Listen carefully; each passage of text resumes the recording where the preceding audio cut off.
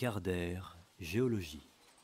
Des gens naissent dans un quartier de l'usine, vont à l'école dans le quartier de l'usine, puis vont travailler à l'usine, s'installent dans une maison du quartier de l'usine et ont des enfants qui travailleront dans l'usine. Comment vous appelez ça, vous? Moi j'appelle ça une fabrique d'ouvriers, monsieur. Une usine à fabriquer des ouvriers.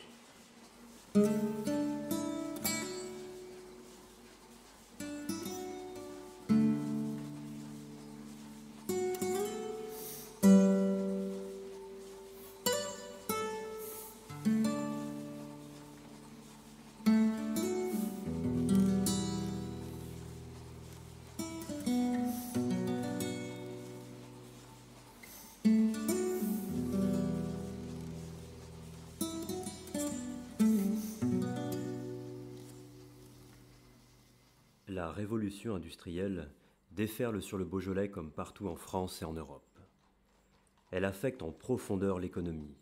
Elle affecte les foyers, elle crée de nouvelles richesses, de nouvelles pauvretés, et elle immisce dans les rangs serrés des fabriques des vents de mutinerie. Cette révolution repose sur des machines, sur des idées politiques, sur des hommes et sur des matériaux. Le coton sera le matériau de la révolution industrielle d'Amplepuis. Il arrive par bateau sur les grands ports de l'Occident. Des usines textiles fleurissent partout sur le vieux continent. On construit de grandes bâtisses au bord des cours d'eau, à Cours, à Thizy, à Tarare, ainsi qu'à Amplepuis. Les hautes vallées du Beaujolais deviennent un bassin économique où les patrons et les ouvriers vivent une expérience sociale nouvelle.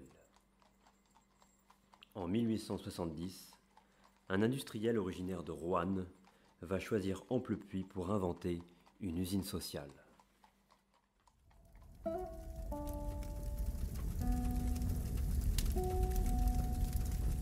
À l'origine, il y a le feu, l'incendie qui dévore les fils de chanvre et de coton, le bois des machines qui flambe et les pièces d'acier qui se tordent.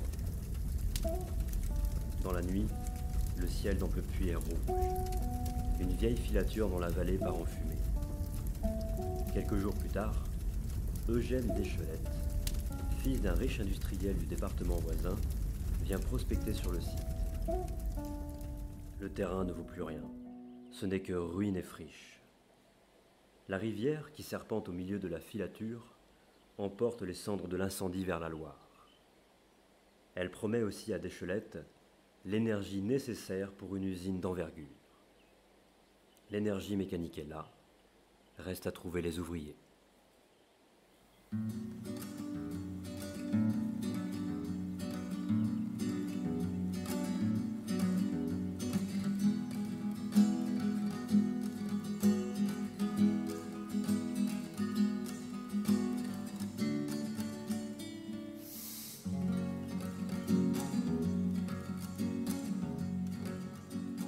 Depuis peu, la voie ferrée qui relie Lyon à Roanne dessert Amplepuis.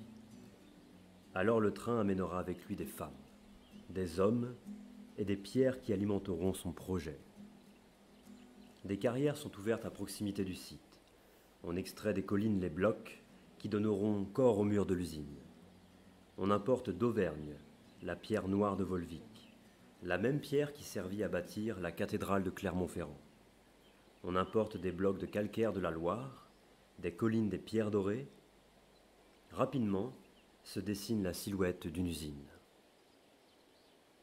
Pour beaucoup d'habitants des campagnes, l'arrivée des usines marque la fin d'une époque, celle des fermes, celle des champs et des ateliers familiaux. Les travaux d'autrefois ne nourrissent plus.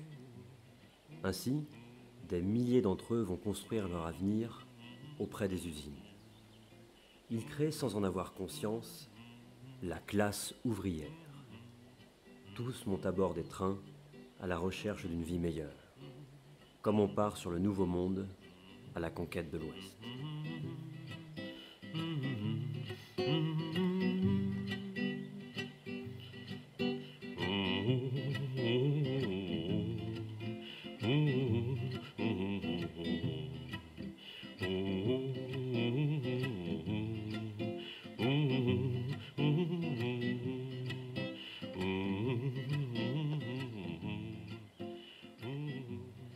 L'exode rural accouche d'une classe sociale démunie, qui débarque dans les zones industrielles et s'installe dans des habitats précaires. Devant ces nouveaux ouvriers, plusieurs industriels, parmi lesquels André Michelin, Antoine Meunier, Henri Schneider ou bien encore Eugène Deschelette, proposent de leur créer tout un cadre de vie. Deschelette construit plus qu'une usine. Il bâtit une ville pour ses futurs ouvriers. Par souci de confort pour eux, par souci de les garder près de l'usine, peut-être les deux.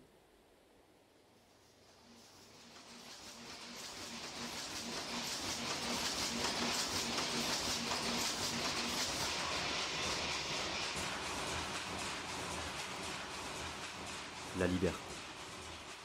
Elle fait la priorité des uns et la crainte des autres.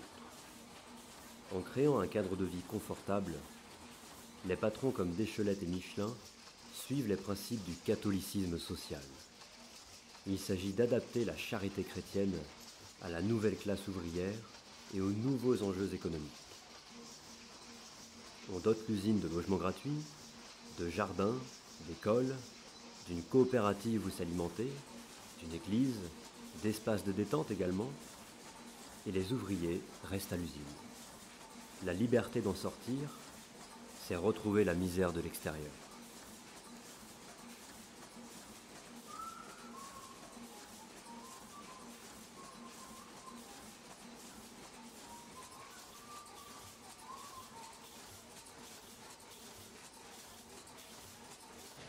En marchant dans les ruelles du quartier d'Échelette, il faut s'imaginer la fumée qui s'échappe de la grande cheminée, le bruit des 200 métiers à tisser qui tournent du lever du jour au coucher du soleil. Le dimanche, on entendait le fracas des boules de pétanque au village en bois, à côté des cabanes de jardin, comme on peut encore l'entendre aujourd'hui. C'était ça, le travail à l'usine d'Échelette. C'était ça, la vie au quartier d'Échelette.